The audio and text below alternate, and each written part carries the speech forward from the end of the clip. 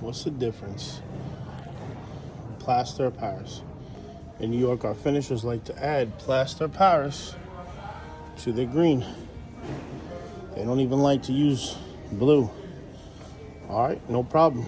What's the difference between the plaster of Paris and 5 minute? It's easy saying 5 minute. Could I add the two? The green, the same way I would do plaster of Paris? Is it the same? And I'm at my first stop here in Maspeth. Gonna go in and check on Freddie. Freddie is working in there right now. I need to bring him some plaster of Paris. Freddie likes plaster of Paris. I tend to use Easy Sand. I'll tell you what the difference is at the end. Okay, Freddie.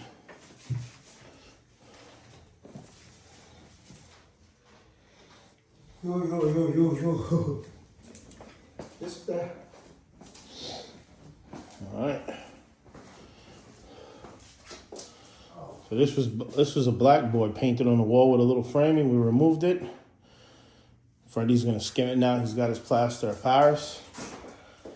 What else? What's going on, Freddie? Yes? Ceilings are painted. There's a little plaster here. Little plaster. Walls painted. And the Ceilings painted. Ceiling is done. Okay. And here, like I said, we have that little repair in the ceiling. Gotta take care of this now. Got the door. All right, closet's gonna be painted just white.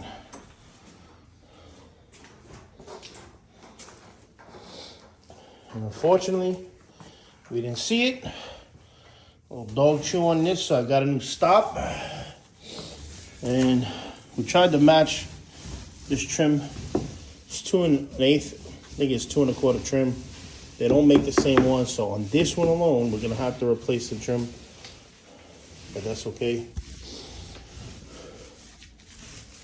On this turnover, client had everything whitewashed. So I said, look, let's do a little color. So the ceiling color is ceiling white, bare, and the wall is alabaster, bare. All right, and then in here, Freddie's got to do some patching. Should all be done today and painted. Okay. And the last thing we got to do is change all the handles. And then I'll come back this Sunday. Yeah, Freddie. And I'm going to paint. Sorry. I'm going to replace faucet and waste. All right. That's what happens when you do the wrong repair to a waste. To stop a leak. And it ain't really stopping the leak. All right, got another door here that was chewed by the dogs. And this one here, chewed by the dogs. This I'm gonna Bondo and shape today, and all handles get replaced. That job will be done. All right, so I'm gonna go outside right now to my car. I got some more things I gotta bring in. What I did bring in, I'll show you here quick, for Freddie. All right. So last year, I had a big old shop, big old office. This year, I don't have any of that. Well, as of July, September, I moved out of my shop, closed the cabinet. Just the overhead didn't make sense. New York City changed, and I wanted to cut down some of the overhead. So one of the things that I have to consider is when I buy compound, which I used to buy sometimes at a pallet, or like 10 of the 5 gallons or at a time. I'm now working out of an office separate from a couple garages that I store my tools in, and materials go to the job site. But I can't backstock materials anymore because it'll freeze. Everything is freezing. So on a job like this, I don't want to buy a 5 gallon. I buy a couple of the small gallons. And these are good for, small repairs around the apartment, whatever. I bought Freddie another one, and I bought him the plaster of Paris, The reason why there's a bucket is because I hate dealing with plaster of Paris. It gets dusty everywhere. So I'm gonna have them pour it in there and use it from there. Close the top, and then I'm gonna mark the bucket, and then it's okay staying in the garage. Me, I like Easy Sand. The difference between the two, plaster Paris is more like plaster, so it hardens.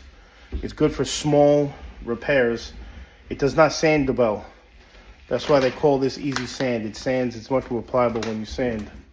It's softer. So both will work well here. Freddie polishes his final coat, so there's really not much sanding that's due at all.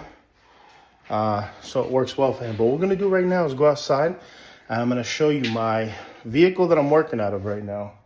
Not my van, my pickup. And explain to you why I set it up the way I did, and I'll show you what's in it. All right, so we're on our way outside to check out my truck. All right, here we go. Here we go. This is my 2020 Tundra.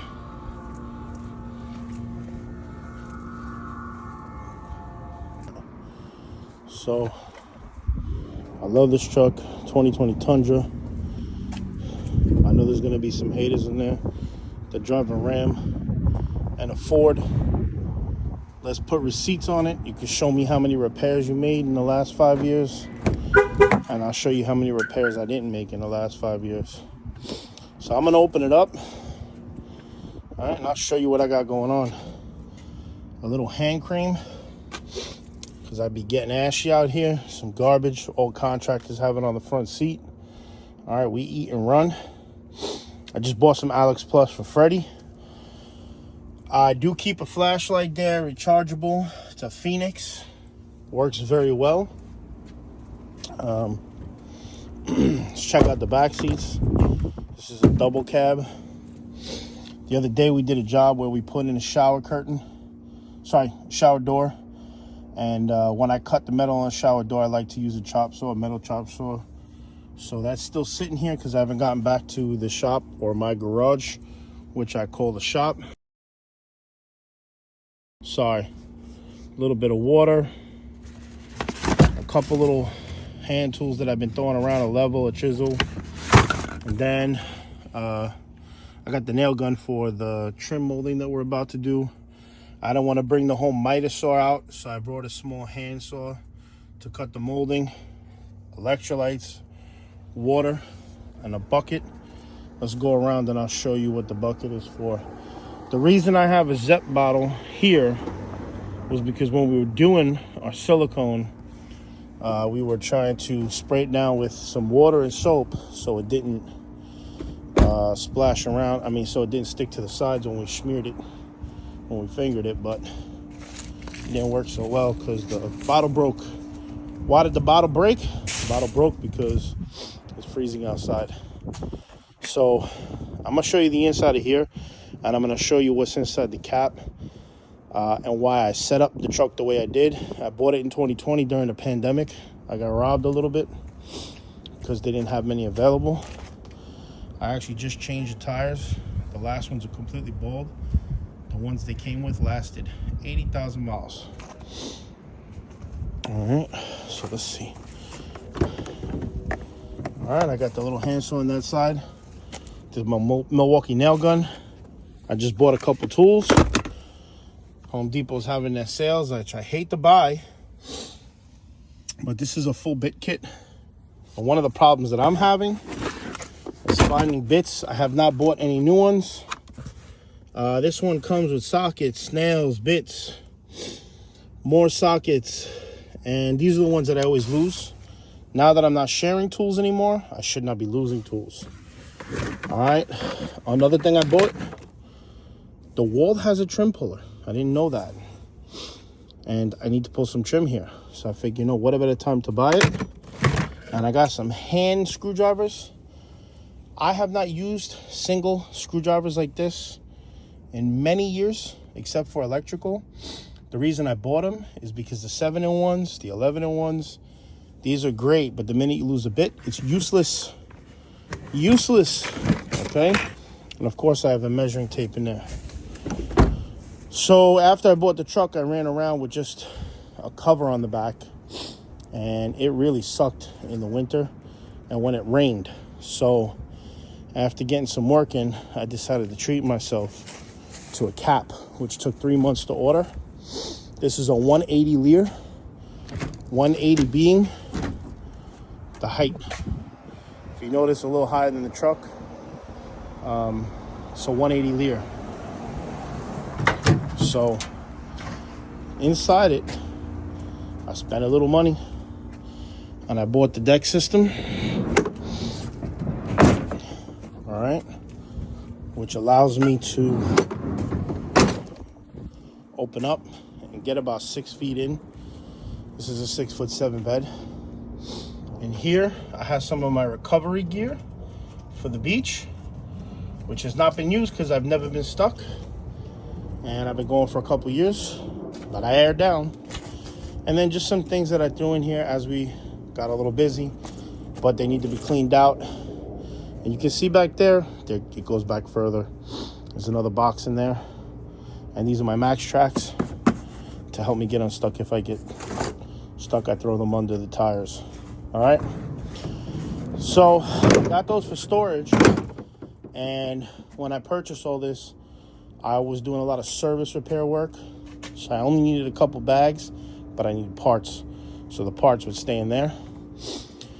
And then this is the cargo glide bed, which is now owned by, and that's going to be stuck back there, which is owned by Deck System. They actually purchased Cargo Glide. And this comes out 3/4 way.